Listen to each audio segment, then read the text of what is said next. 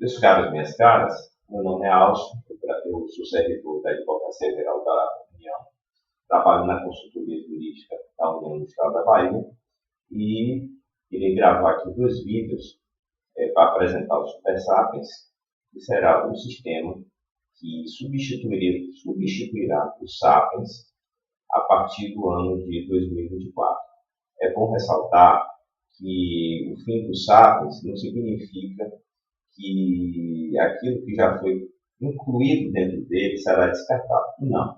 O Super Sapiens nada mais é do que o Sapiens aprimorado, ou seja, com uma tela mais moderna e com mais recursos, e também com mais facilidade de manuseio por parte dos usuários. Então serão preservados integralmente todos os processos que já foram carreados dentro do Sapiens, bem como os cadastros dos servidores que já utilizam um sistema que já remetem os processos para os órgãos. Então, nesse primeiro vídeo aqui, nós vamos ver apenas os aspectos teóricos e de fluxo. Nós vamos relembrar como é esse fluxo de remessa, tanto para relembrar para os usuários que já conhecem a utilização, a rotina. Mas vamos também aproveitar para gravar esse vídeo para apresentar aos novos servidores como é fazer uma remessa de forma correta para os Super Sapiens, para a gente evitar transtornos futuros, com a má formação processual, que eu falo má formação processual eletrônica, porque aí, às vezes, o que tem acontecido muito é que o processo eletrônico, muitas vezes, ele fica descasado com o processo físico. Então, a gente, às vezes, tem devolução do processo por parte dos advogados, porque houve uma juntada com documentos faltantes, um problema de legibilidade do documento, um problema de documentos colocados fora de ordem. Principalmente esses 3 aspectos têm prejudicado muito aqui a nossa vida, e a gente precisa ficar atento a esses conceitos para evitar trabalho duplicado ou triplicado, porque termina sendo triplicado quando uma remessa dessa vem mal feita, porque vai gerar trabalho ao servidor do órgão que remeteu o processo e para nós da AGU também. Então a gente tem um maior interesse em ajudá-lo nessa questão para evitar que haja um esforço desperdiçado. Então, se a gente fizer a coisa certa desde o início, a gente não vai ter dores de cabeça no futuro. Então, o objetivo principal da gravação desse primeiro vídeo é mostrar a rotina de uma forma bem simples. Vamos fazer isso a partir de agora. Então, enviando o processo via Super Sapiens é o propósito desse primeiro vídeo. Bom, o sistema Super Sapiens, assim como o Sapiens, ele pode ser acessado através dos principais navegadores. Aí eu vou citar apenas os 3 principais, que é o Edge, da Microsoft, o Chrome, o Google, e também nós temos o Mozilla Firefox. Todos eles são compatíveis com o Super Sapiens. A diferença de acesso de um para o outro é apenas colocar o super antes do nome Sapiens, ou seja, https://supersapiens.adu.gov.br. O sistema vai exigir que vocês coloquem lá o CPF e a senha, certo? E também é até possível entrar com a conta do GovBR. Então, a pessoa esqueceu lá a senha, pode entrar com a senha do GovBR. Aqui também nessa tela é possível criar uma nova conta. Por exemplo, chegou um servidor novo, um servidor militar novo no órgão, e o órgão quer que ele passe a remeter os processos para a AGU. Então, ele chega aqui, se cadastra, e depois o órgão manda o ofício para a gente, com os mesmos dados que foram exigidos aqui nesse cadastramento, que basicamente é o CPF, e-mail e o nome completo do servidor, e aí a gente habilita ele para ele poder responder as comunicações que são necessárias para fazer a juntada dos documentos dentro do processo. Vamos aqui aos pré-requisitos. Então, o primeiro pré-requisito já é conhecido de todos. Cada parte processual não pode exceder a 10 megabytes. Então, se eu tenho um processo de 100 megabytes, eu tenho de dividi-lo, ou seja, eu splitá-lo. Isso significa o quê? Que eu vou ter que dividir os 100 megas em 10 partes para poder juntar dentro do sistema, certo? Então o processo ele pode ser do tamanho que for, mas cada parte dele terá que ser de 10 megas. Quando a gente for fazer a parte prática, eu vou mostrar o PDF SAM, que é um programa que é gratuito, que a gente recomenda para fazer essa divisão. E nesse caso a gente vai recomendar não dividir por 10, mas dividir por 9, porque muitas vezes nessa divisão pode ficar 10,1. Esse vírgula 1 já não aceita, o sistema não aceita, ou seja, ele tem que ficar abaixo de 10, né? Ou até 10. Então é muito difícil que uma divisão dessa fique exatamente 10. Então ele vai ficar 10,1, 10,01, e esse 0,1 não vai ser tolerado, né? Porque o sistema é exato.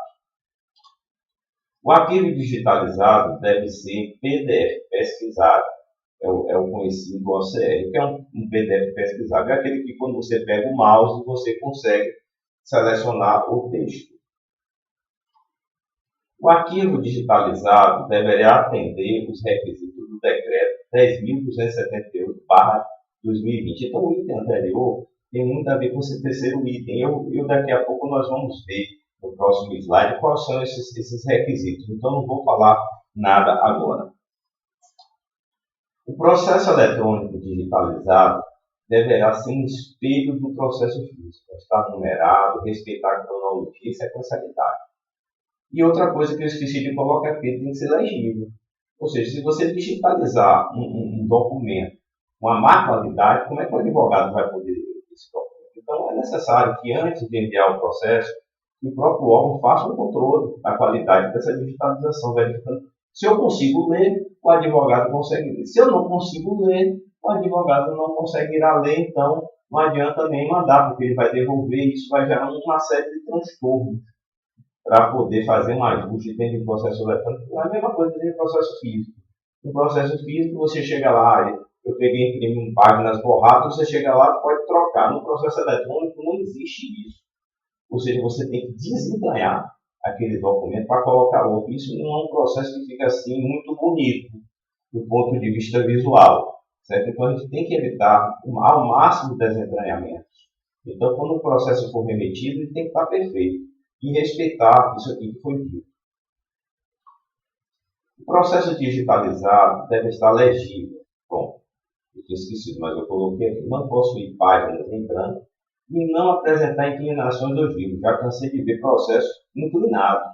Isso não é fácil de ler. Então a gente tem que fazer com que o processo, ao ser digitalizado, ele esteja perfeito, certo? E os equipamentos que hoje são utilizados para isso favorecem o atendimento pleno dessas condições.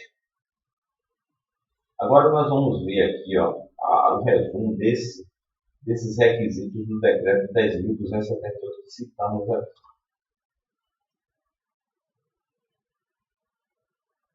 Muito bem. Então, aqui estão os requisitos. Olha uma coisa importante.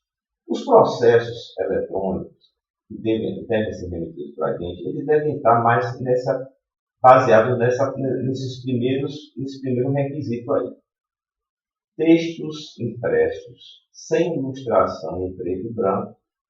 A maioria dos processos estão nessa condição. Então, a resolução de todos esses aqui, quase todos eles, só em plantas e mapas que se exige uma resolução maior, ele tem que estar em 300 dpi, monocromático, preto e branco. Quando a gente coloca em monocromático, preto e branco, a gente já reduz bastante o tamanho do arquivo. Então, aquele processo que teria, por exemplo, numa escala de cinza, 30 megabytes, ele vai estar lá com o número de 10 ou 5. A questão de você colocar a escala de cinza colorido incha muito o arquivo. Então, a gente pode optar por essa primeira resolução de 300 dpi, monocromático, texto, PDF-A. O PDF-A é o quê? É um PDF em formato de arquivo, que não permite ser manipulado, ou seja, não pode ser modificado.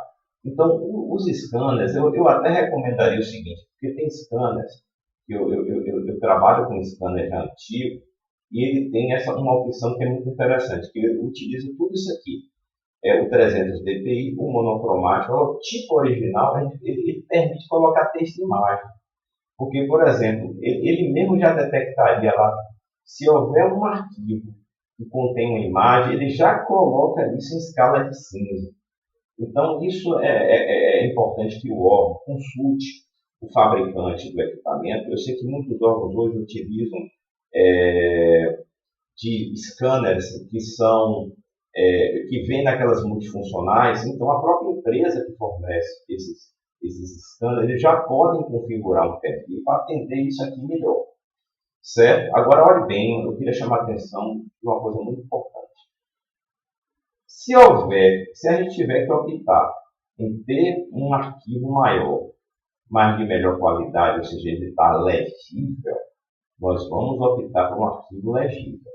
Não adianta a gente querer fazer aqui a digitalização em monocromático, como está aqui na primeira linha, em preto e branco, e chegar lá, o documento ficar ilegível. Então, aí a gente pode optar por uma escala de cinza. Né? Se a gente perceber que na hora que, no final do arquivo, a gente vê que o arquivo está muito borrado, às vezes ele tem alguma planilha que não fica muito legal sendo digitalizada em preto e branco. Então, a gente pode optar por escala de cinza. Mas aí é bom ver no manual do equipamento se ele permite fazer esses ajustes automaticamente. Ou seja, se por exemplo, na hora de escanear, ele detectar que ali tem uma foto, ele já bota em escala de cinza. A gente não precisa da foto de um documento colorido, entendeu? Basta na escala de cinza, já é suficiente para a gente poder enxergar os dados, por exemplo, até de uma carteira de identidade, certo? Então, para isso, o processo eletrônico já é suficiente. Se a gente for colocar colorido, fica maravilhoso, fica lindo. No entanto, a gente vai ter um arquivo muito inchado, vai ter que ser dividido em mais partes, vai se ter muito mais trabalho de manipulação do arquivo. Na hora de se abrir um arquivo desse para poder ler, o advogado vai levar mais tempo para poder esse arquivo carregar. Então, a gente tem que procurar fazer com que o arquivo fique o menor possível, né? Mas tem que ser respeitada a resolução mínima. Então, a gente não pode colocar resoluções abaixo de 300, senão nós vamos ter problema. E o arquivo ele tem que ser todos eles pesquisados, ou seja, o OCR tem que ser ativo. Na hora que eu passar o mouse em cima do texto, eu poder selecionar e copiar. O advogado muitas vezes cobra muito isso, porque eles utilizam trechos do processo para fazer seu parecer. E aí eles têm dificuldade de fazer esse copiar e colar. Além do mais, o texto em OCR permite que o sistema faça pesquisas com base nesse texto. Então, é uma obrigatoriedade trabalhar nesse formato. O Super Sapiens não trabalha com PNG. Vocês estão vendo o formato de arquivo PNG aí? Vamos descartar isso. Vamos trabalhar com as duas primeiras linhas. Ou texto ou escala de cinza, ou preto e branco, ou escala de cinza. Vamos agora ver o fluxo de encaminhamento dos processos.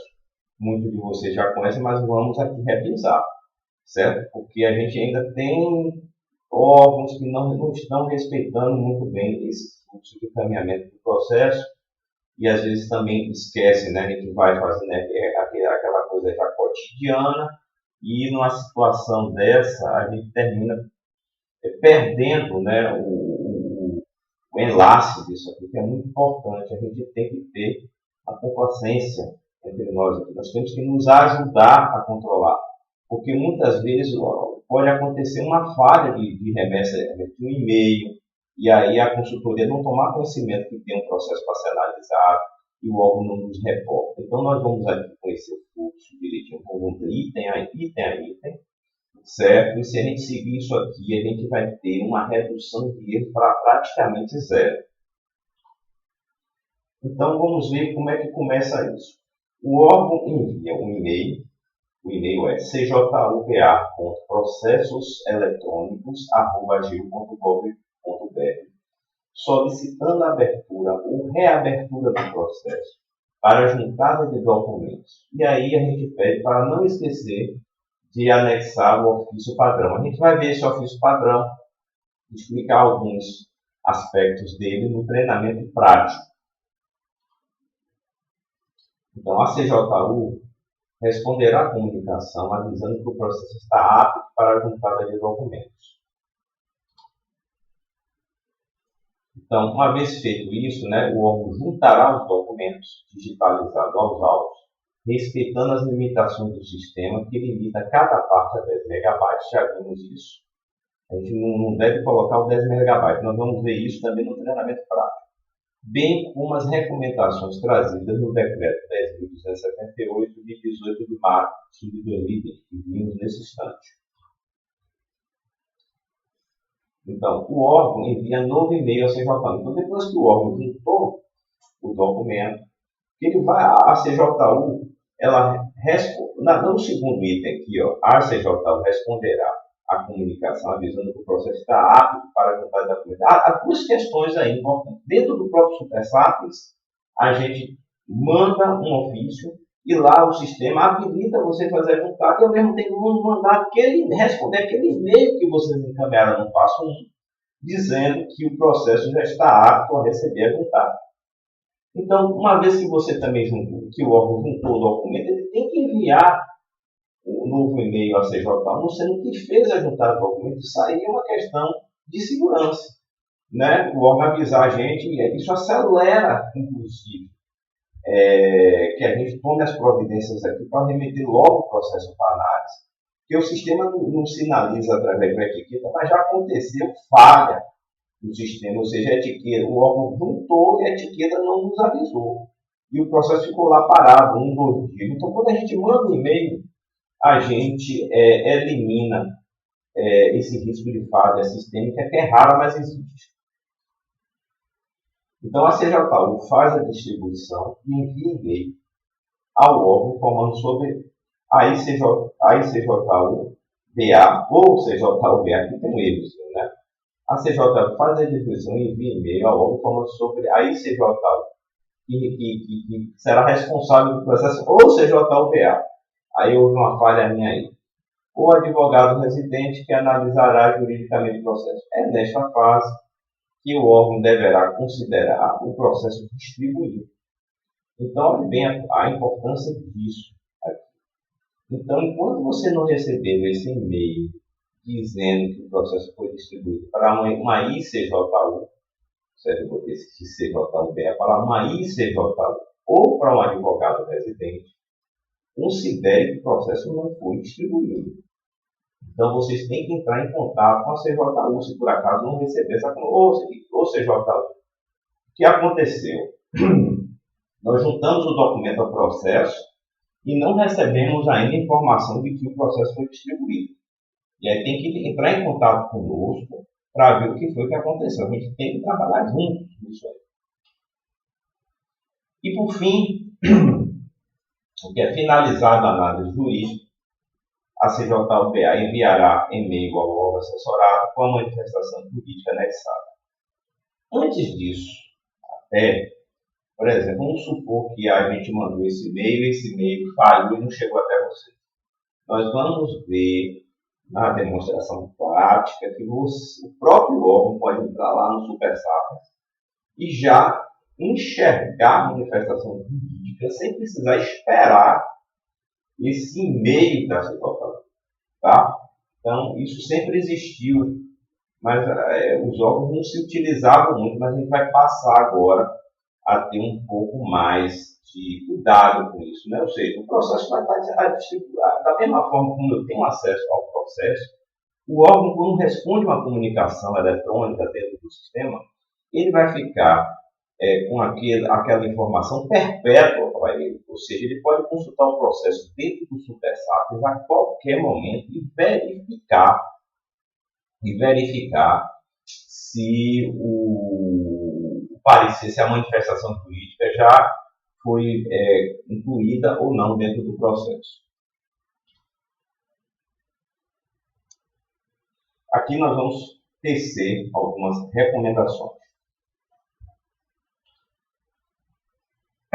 Primeira recomendação: consulta do processo do SuperSAP na sua integralidade, a fim de verificar qual foi o último documento, de modo que a juntada de novos documentos mantenha a ordem cronológica e sequencial, sem repetir a inclusão de peças já anexadas. Eu não citei aqui, nesse trecho, mas aqui se trata de processos retornados. Ou seja, vamos supor que a gente é um processo de contratação de limpeza. Vocês fazem a contratação, fazem um pregão eletrônico, contratam a empresa, daqui a um ano vocês vão remeter o processo para fazer a análise do termo aditivo de prorrogação. Então, vamos supor que nesse processo, nessa primeira remessa, o processo foi da página 1 até a página 200. Aí o que vocês têm que fazer antes de remeter esse processo é verificar qual foi a última página que vocês remeteram. Então, lá no SuperSAP, vocês vão consultar e vai ver, eu já remeti até a página 200. Então, eu tenho que remeter a partir da página 201, 202, 203, entendeu? Sempre vocês têm que observar isso. E uma coisa importante, lá dentro do processo você vai ver o parecer pela CJU ou pela ICJU, mas vocês têm que incluir esse parecer digitalizado também com a numeração dentro do processo físico. Como eu disse antes, o processo eletrônico tem que ser um espelho do processo físico. É isso aqui que quer dizer esse tópico. Evitar a juntada de documentos de duplicidade. Então, isso aqui tem muito a ver com o tópico anterior. Vamos supor o exemplo que eu dei. O processo inicialmente foi juntado de 0 a 200, aí daqui a pouco o órgão junta de 0 a 300, ou seja, ele já juntou uma parte que estava dentro do processo. Não é necessário, quer dizer, não é proibido isso. E vai ficar com a peça em duplicidade. É a mesma coisa que você pegar o processo físico, né? Você está lá de 0 a 200, agora eu vou adiantar, você abrir um novo volume e botar, sei lá, de 0 a 300. Então isso não existe na prática. Então a gente tem que evitar essa conduta.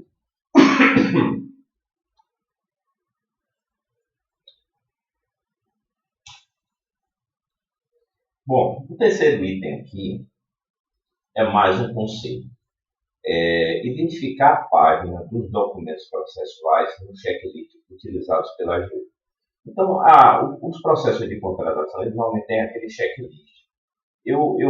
Aqui é um apelo que a gente está fazendo para sempre colocar esse checklist no final do processo, antes do ofício de remessa.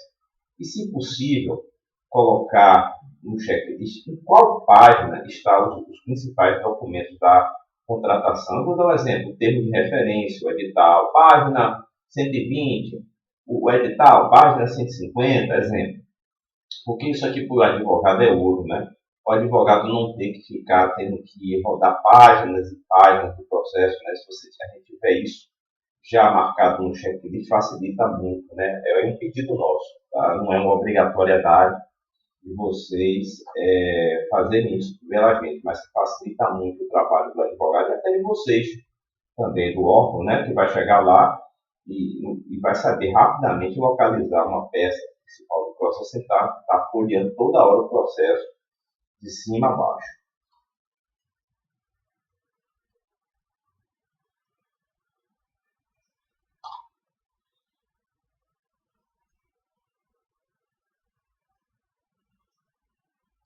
Juntar em autos apartados e vinculados ao processo de contratação os documentos relativos à fiscalização contratual, evitando que o processo de contratação fique muito extenso com as prorrogações de prazo que poderão ser realizadas.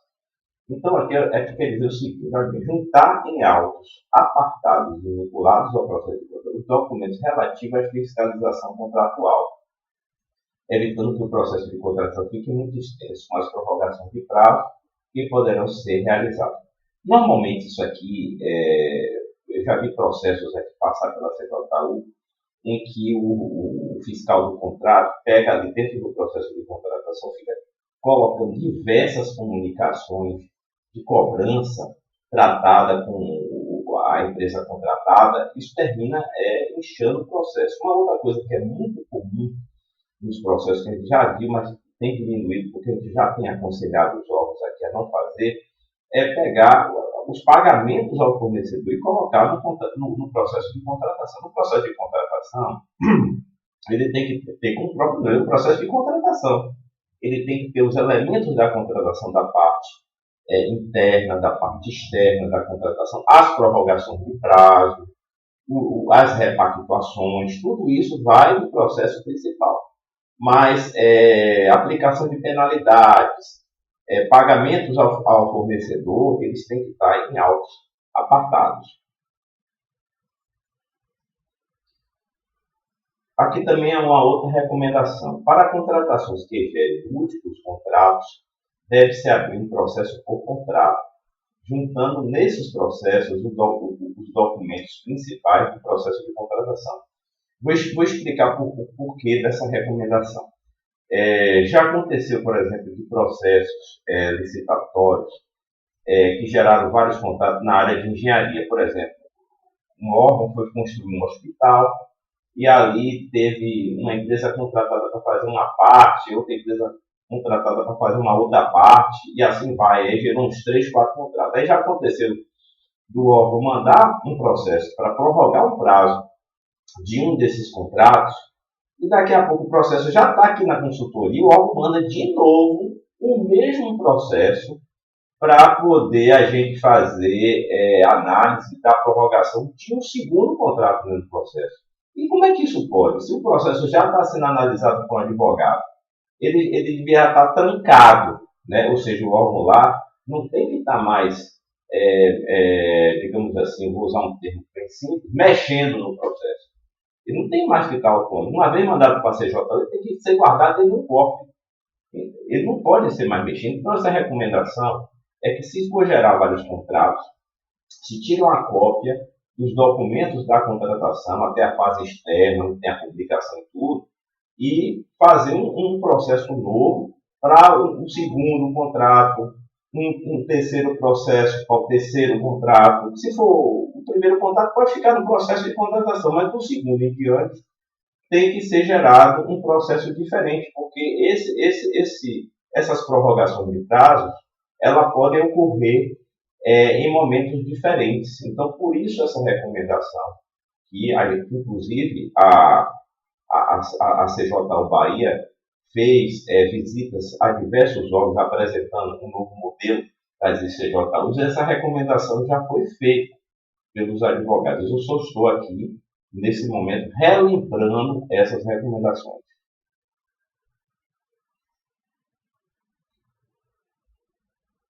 Pronto, uma vez que a gente fez essa exposição, nós vamos fazer no próximo vídeo um treinamento passo a passo, na prática. A gente vai fazer uma coisa bem informal mesmo, né?